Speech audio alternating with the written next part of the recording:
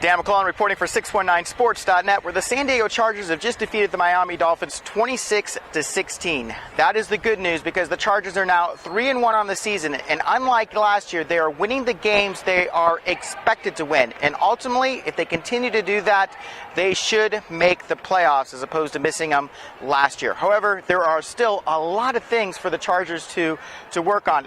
Namely, their offense is still not clicking on all cylinders. It still seems a bit out of sync.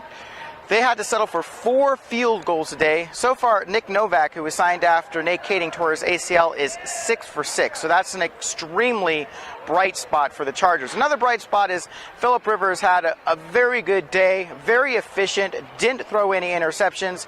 It's the Phillip Rivers that we're used to seeing, making smart plays, throwing the ball out of bounds when need be, settling for a field goal instead of forcing an interception on other occasions. Well, that's frustrating at the time. Ultimately, those field goals did add up to a win, so a good game for Phillip Rivers. Another good game for Eric Weddle, who had an interception late in the game to basically secure the win for the Chargers. It's the second week in a row that Weddle secured the game with an interception. Last year, he dropped a lot of opportunities, so that's very positive moving forward. And all the positives is there are guys who are continuing to step up and make plays that aren't your everyday starters. Vincent Brown got his first 2 receptions today. One of them was a 3rd and 16 that converted a first down that led to a field goal, so it's great to see Vincent Brown involved.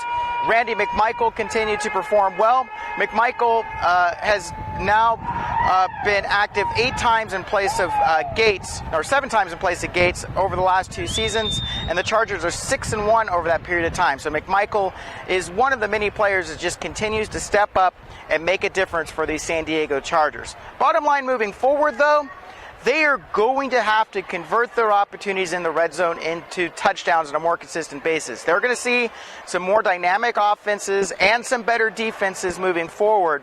And if they can't get more points on the board when they have the opportunities to do so, they're not going to beat better teams. And if they don't beat better teams, they may not make the playoffs. Because honestly, the Chargers' schedule after their bye week, next week against the Broncos in their bye week, gets very difficult for the remainder of the season.